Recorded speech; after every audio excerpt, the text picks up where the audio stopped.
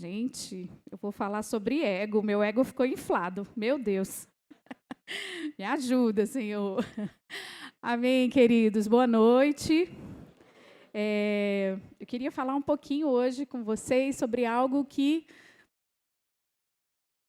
é de todos, né? Uma preocupação para todos nós, que é o ego, o nosso ego. Todos nós temos um ego, né? Então, o ego nada mais é do que o nosso eu.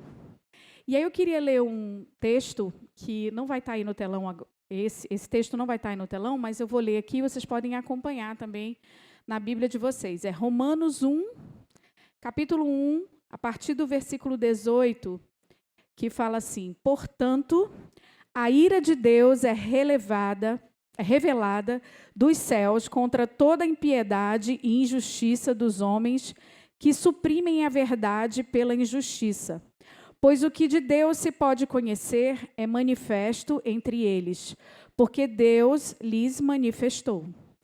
Pois desde a criação do mundo, os atributos invisíveis de Deus, seu eterno poder e sua natureza divina, têm sido vistos claramente, sendo compreendidos por meio das coisas criadas, de forma que tais homens são indesculpáveis. Repitam, indesculpáveis. Porque, tendo conhecido a Deus, não o glorificaram como Deus, nem lhe renderam graças, mas os seus pensamentos tornaram-se fúteis e o coração insensato deles obscureceu-se. Dizendo-se sábios, tornaram-se loucos e trocaram a glória do Deus imortal por imagens feitas segundo a semelhança do homem mortal. Os seres humanos, nós, muitas vezes ocupamos um trono que é do Senhor. E isso fala sobre o nosso ego. Existe um estudo que saiu no New York Times de uma psicoterapeuta chamada Lauren Slater, que fez um artigo chamado O Problema da Autoestima. Na verdade, ela estava fazendo uma pesquisa sobre o perigo da sociedade, né, as pessoas mais perigosas da sociedade. E ela descobriu que as pessoas mais perigosas da sociedade têm uma autoestima muito elevada. E aí, por exemplo, um homicida, ele mata uma pessoa, né? Ele vai lá, mata uma pessoa, e o pensamento é: essa pessoa entrou no meu caminho, me causou um dano, né? Então, por isso eu vou lá e vou matá-la. Né? Essa pessoa me traiu, pode ser por isso também. Então, ela vai lá e mata. Né? Tudo é sobre ela. Se uma mulher, por exemplo, comete um aborto, qual é o raciocínio? Essa mulher se ama muito, não quer estragar o seu corpo. Essa criança que está vindo vai atrapalhar a vida dela. Então, tudo gira em torno do meu eu elevado, do meu ego elevado. O principal deus do nosso século é a egolatria, que é a idolatria do ego, que também vem acompanhada do narcisismo. Né? O que é o narcisismo? Narcisismo é a preocupação em ser grandioso, ser exibicionista. É um sentimento de indiferença em relação ao outro. É a ausência de empatia e a incapacidade de se relacionar. Esses são os aspectos que definem o narcisismo. E interessante que a Bíblia fala o quê? Né? O que Jesus diz? Ame os outros como a si mesmo. Né? Então, primeiro você ama os outros. Então, o narcisismo é completamente fora disso. Né? E a egolatria é a idolatria do ego. O Tim Keller, ele fala que se o Deus que você adora nunca discorda de você, é bem provável que você esteja adorando uma versão idealizada de si mesmo. Colocamos a nós num trono que é de Deus. Em 1 Coríntios 4, 6, fala assim: irmãos, apliquei essas coisas a mim e a Apolo por amor a vocês, para que aprendam de nós o que significa: não ultrapasse o que está escrito. Assim, Ninguém se orgulhe a favor de um homem em detrimento de outro, pois quem torna você diferente de qualquer outra pessoa? O que você tem que não tenha recebido? E se o recebeu, por que se orgulha, como se assim não fosse? Aqui, o contexto desse versículo, né, dessa passagem, é na igreja de Corinto, que está acontecendo lá. Estava vivendo um momento difícil de divisão entre os irmãos, né, na igreja lá. E aí, qual era a treta que estava rolando? Uns diziam assim, eu sou discípulo do Daniel. Outros diziam, eu fui batizada pelo Rodrigo. Não, fui batizada pelo Rodrigo. Não, mas eu fui evangelizada pelo Mauro e pela Raquel. Então, estava tendo uma treta lá. De quê? De vanglória. Não, mas eu sou discípulo do pastor Anderson. Né? Então, ao invés das pessoas estarem se trocando experiências, sendo gratas, né, por tudo que fizeram por ela, pela liderança, né, e trocando as experiências ali que a gente tem da vida com Deus e tudo, não, eles estavam fazendo um jogo de orgulho e de vanglória. Né? Então, quando o apóstolo Paulo ele fala de orgulho, ele usa um termo que no grego significa físio. E ele compara o orgulho, né, ele compara o nosso ego como um órgão. Deixa eu me dar meu balão. Como um órgão, como algo tipo um pulmão ou o nosso estômago. É uma coisa dentro de nós. E é uma coisa que pode ser inflada, né? Então, deixa eu mostrar aqui meu ego, rosinha. Esse é o nosso ego. Vamos fazer aqui uma dinâmica, né? Esse é o nosso ego. O meu é rosinha, o seu é Kiko. Né? Então, ele faz um paralelo que o orgulho, né, o ego, ele é como se fosse um órgão nosso, que ele pode inflar, como ele pode murchar. Né? Dependendo do que você vai alimentar ali esse ego, né? Então, está aqui o nosso ego inflado e distendido. Ok? E aí eu queria falar para vocês algumas características do ego humano caído. Né? O nosso ego ele é caído. Então, a primeira característica do nosso ego é que ele é vazio. Não tem nada. Ele é oco. Totalmente vazio. E aí eu te pergunto, quantas vezes você se sentiu vazio? Querendo ser preenchido por coisas ou por palavras? Como você se sentiu assim, em determinadas situações, né?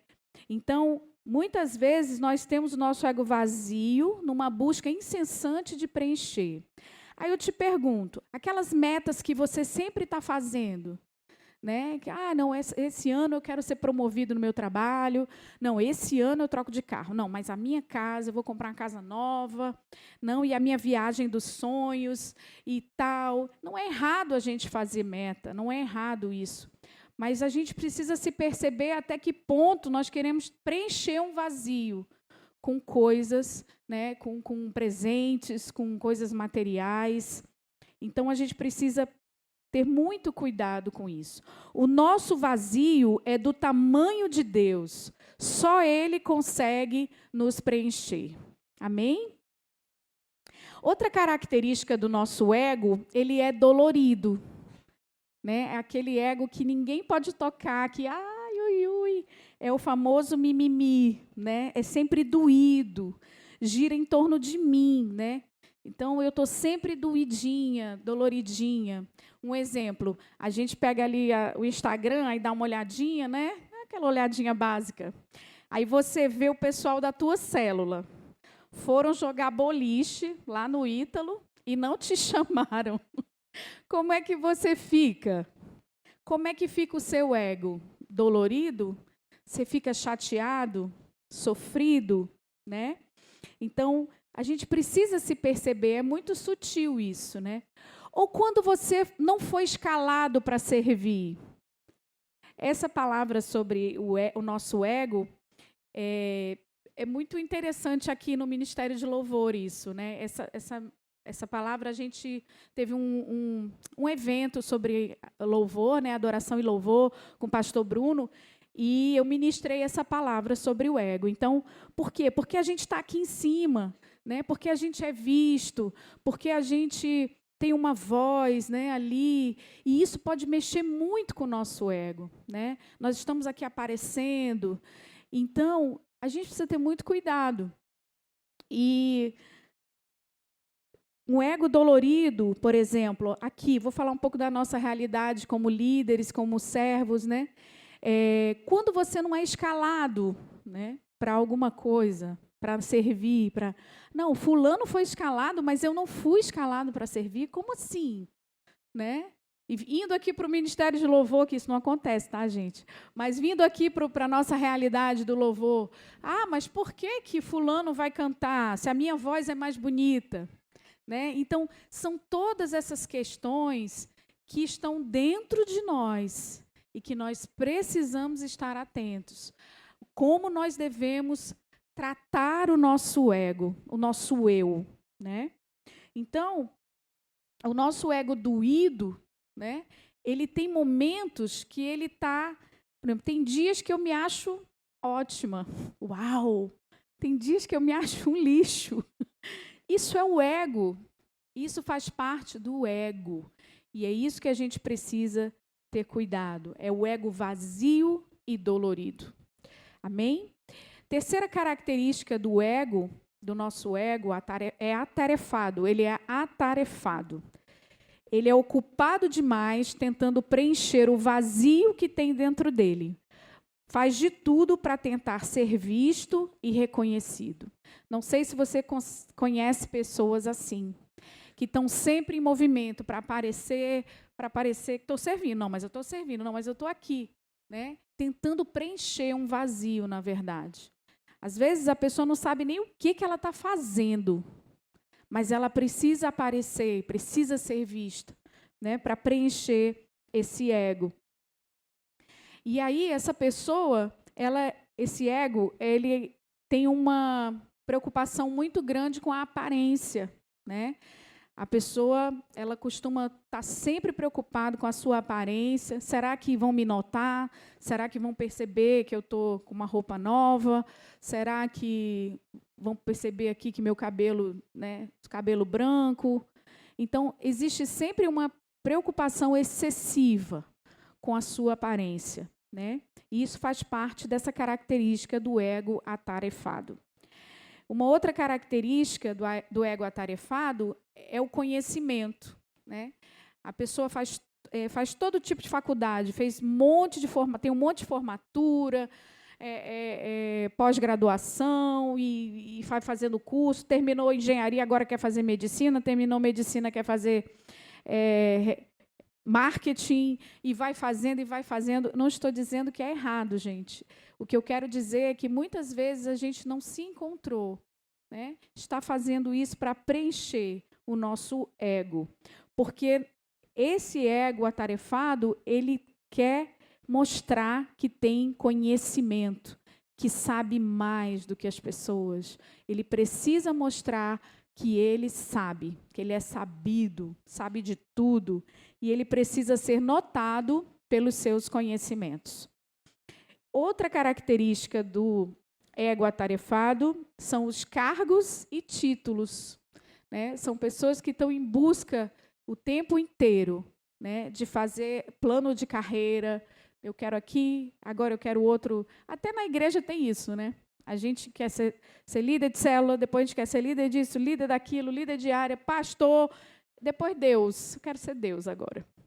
Então, nós precisamos tomar muito cuidado com a intenção do nosso coração e com o nosso ego. Ok? Nosso ego é muito atarefado, principalmente com duas coisas: a comparação e a vanglória. Nós lidamos diariamente com problemas, problemas de orgulho, o anseio de ser mais. Lá em 1 Timóteo 3:6 fala assim: o bispo não deve ser alguém convertido há pouco tempo. Se for, ele ficará cheio de orgulho e será condenado como o diabo foi. Olha que coisa, né, gente?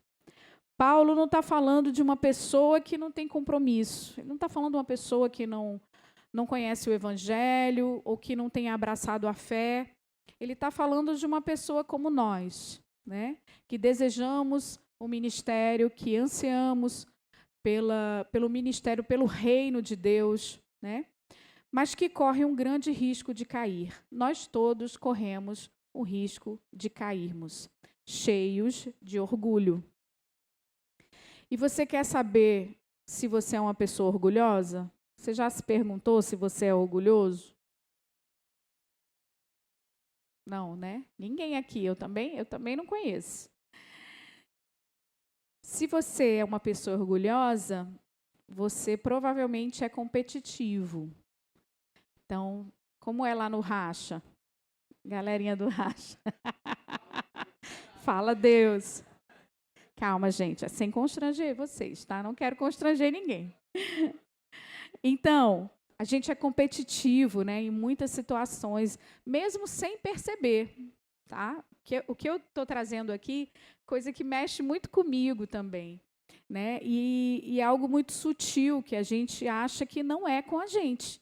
A gente acha que é com o outro, mas não é com a gente, né? C.S. Lewis fala assim: o orgulho não se satisfaz em ter uma coisa, mas em tê-la em quantidade maior que dos outros.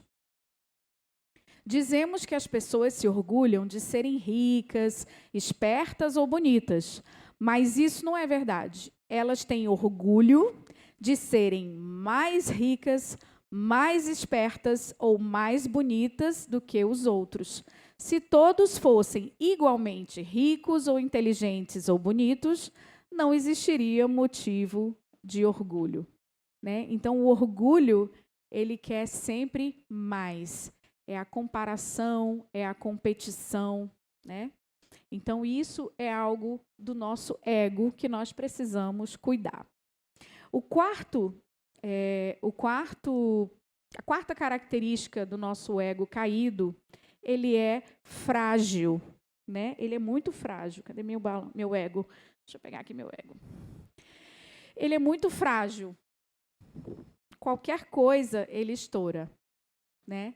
O ego, ele está vazio, atarefado e frágil, né? Então, qualquer coisa que está muito inflada, ela corre o risco de estourar. E aí, gente, eu vou citar aqui uma pessoa que é uma ministração contemporânea, tá? Então, essa pessoa disse algo que foi bem relevante. Madonna. Vocês conhecem a Madonna? Pois é, olha o que a Madonna falou sobre ego. Prestem atenção aí, vai estar aqui no telão. A citação de Madonna. Nunca imaginei isso, gente, mas eu achei incrível. Madonna falou assim, ó: o que me impulsiona na vida é o medo de ser medíocre. Esse medo me impele, eu venço um de seus ataques e eu me descubro um ser humano especial. Mas pouco tempo depois eu me descubro de novo, medíocre e desinteressante. A menos que eu faça uma outra coisa super espetacular. E apesar de eu ter me tornado alguém, eu ainda vivo tentando provar que eu sou alguém. A minha luta nunca termina. Eu acho que eu não botei a Madonna no telão mesmo. Madonna, ela sabe muito mais do que nós sobre um ego vazio, dolorido, atarefado e frágil. Né? Ela explicou muito bem que ela se esforça para mostrar, para provar quem ela é, e sempre na busca de fazer coisas extraordinárias, né? Nosso ego tende a buscar essas coisas. E aí eu te pergunto, como que a gente vence a egolatria, a idolatria do ego? como nós vencemos isso? 1 Coríntios 4, do 3 e 4. Pouco me importa ser julgado por vocês ou por qualquer tribunal humano. De fato, nem eu julgo a mim mesmo. Embora em nada minha consciência me acuse, nem por isso justifico a mim mesmo. O Senhor é quem me julga. Paulo está falando aqui de dois grupos de pessoas. Aquelas que não estão nem aí para a opinião alheia, não estão nem aí para o que você pensa. E o outro grupo que diz assim, eu sou escrava da opinião dos outros. Eu necessito da opinião dos outros. Aí eu te pergunto, em que grupo você se encaixa? Você não está nem aí para a opinião dos outros? Ou você se preocupa demais com a opinião do outro? É escravo dessas opiniões? Paulo nos ensina que o que importa é o que Deus diz a seu respeito. O que ele está dizendo é que nem importa a opinião dos outros e nem importa a sua própria opinião sobre você. O que importa é o que Deus fala sobre você. Uau, né? Uau. É muito uau. Então, nem a minha própria opinião ela é válida, porque não é sobre você. É sobre Deus, é sobre um rei, é sobre um trono que nós, muitas vezes, estamos ocupando. Então, não se trata aqui de uma superioridade nem de inferioridade. A questão aqui é humildade. É você reconhecer que não é você, não é por você. Amém? Aleluia. E aí, em Romanos 12, 3, fala assim, por isso, pela graça que me foi dada, digo a todos vocês, ninguém tenha de si mesmo um conceito mais elevado do que deve ter, mas, ao contrário, tenha um conceito equilibrado, de equilíbrio, de acordo com a medida da fé que Deus lhe concedeu. Aqui, para nós vencermos a egolatria, nós precisamos viver o autoesquecimento. Né? O autoesquecimento tem a ver com humildade. Eu esqueço de mim. E é Deus que fala sobre mim. É Deus que fala através de mim. A glória é dele. Né? Então, quando a gente vai elogiar uma pessoa, quando a gente vai falar, você é especial, você é o máximo. Sim, a pessoa é tudo isso, mas para a glória de Deus. Né? Hoje o Ademilton mandou essa imagem que eu achei linda, né? Foi muito legal. E aí eu falei, Ademilton, tu é o cara. Aí eu elogiei ele bastante, eu disse, cuidado com o ego aí, viu? É para a glória de Deus. Deus te deu um dom, Ademilton, e Ele te usa, né? E você se permite ser usado. Glória a Deus, a sua vida é muito preciosa, né? Então a gente mudou aí para o ego não inflar, né? Então é o tempo todo que a gente precisa ter esse cuidado, amém? De lembrar de quem é o trono, né? De quem é o trono. O segundo ponto para a gente se livrar da egolatria, né? É a submissão. Essa definição de submissão vai mudar a sua vida. Efésios 5, 21. Sujeitem-se uns aos outros por temor a Cristo. Submissão é ser liberto da necessidade das coisas funcionarem só do seu jeito, no seu tempo e da sua maneira. Quem é que gosta de fazer tudo do seu jeito? Fala aí para mim. Eu gostava, depois dessa palavra eu gostava. Então, submissão é liberdade. Submissão, gente, é liberdade, é libertação. Eu não preciso fazer tudo do meu jeito, no meu tempo, na minha hora. Não, eu sou livre. Por quê? Porque eu entrego, né? Então, eu sou submissa. O terceiro ponto, seja cheio de Jesus, né? Chega de querer sentar no trono de Deus, né? O nosso eu tem que ficar no lugar dele.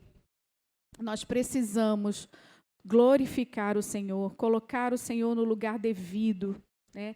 Ele é o nosso único Senhor, é o nosso único Deus. E nós vamos adorar agora. Eu queria que vocês ficassem de pé, eu não podia terminar esse momento sem uma adoração.